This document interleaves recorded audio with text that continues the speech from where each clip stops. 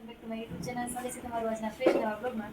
જો આજે બનાવવાનું છે પૌવા બટેકા. એના માટે બધી સામગ્રી આપણે પહેલાં રેડી કરી લીધી છે. આ ચટણી માટેની આંબલી છે, આ બાફેલ બટેકા છે, કોરા પૌવા છે, કાંદા છે, પછી આદુ મરચું લસણની સાનવી જો બોલે છે એને બતાવો પહેલાં.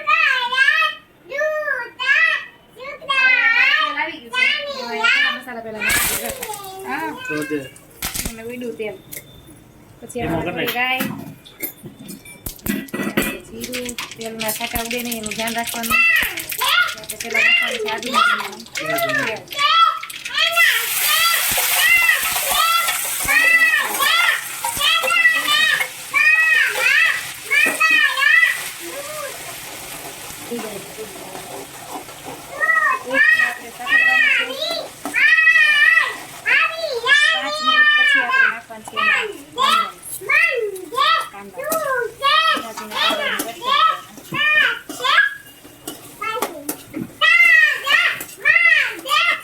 ટેસ્ટ અનુસાર મીઠું એટલે કે નમક, પછી 1 ચમચી જેટલું હળદી પાવડર, ને આ છે અમારો સ્પેશિયલ પૌવા બટેકાનો મસાલો. તો એ અત્યારે હું 2 ચમચી નાની એટલો એડ કરું છું, પછી ટેસ્ટ પ્રમાણે એડ કરીશ. પછી આપણે પાછું મિક્સ કરી દેવાનું છે.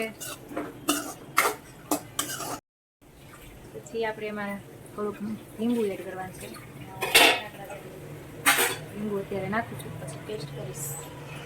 પછી આ છે તળેલા સિંગદાણા, થોડાક એવા નાખું છું. આમાં નાખવાના ઓપ્શનલ છે.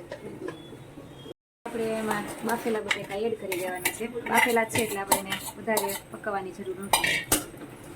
મિક્સ કરી નાખવાનું છે સરસ.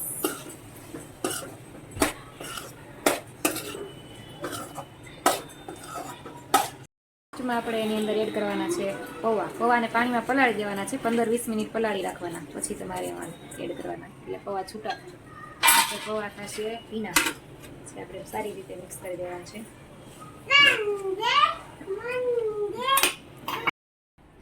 જુઓ મિત્રો, પૌવા બટેકા બની ગયા છે, પણ તીખા ઓછા હતા એટલે મેં પાછળથી એમાં લાલ મરચું એડ કર્યું છે, થોડું લીંબુ મીઠું નાખ્યું છે. ટેસ્ટ પ્રમાણે તમે ચાખીને નાખી દેવાનું તમારે. કેવા બીના છે એ તુષાર ચાખીને કહે કેવા બીના છે. ચાલો ટેસ્ટ કરો પહેલાં, તમારા વિડીયો લઈશ. તમારે તુષાર કહે ના ભાઈ ગરમ નથી. કાંઈ ઘટતું હોય તો કયો. મીઠું ઘટે છે? ઓકે હાલો, તો આપણા ભાઈ પૌવા બટેકા થઈ ગયા. તો ચાલો મિત્રો પૌવા બટેકા ખાવા.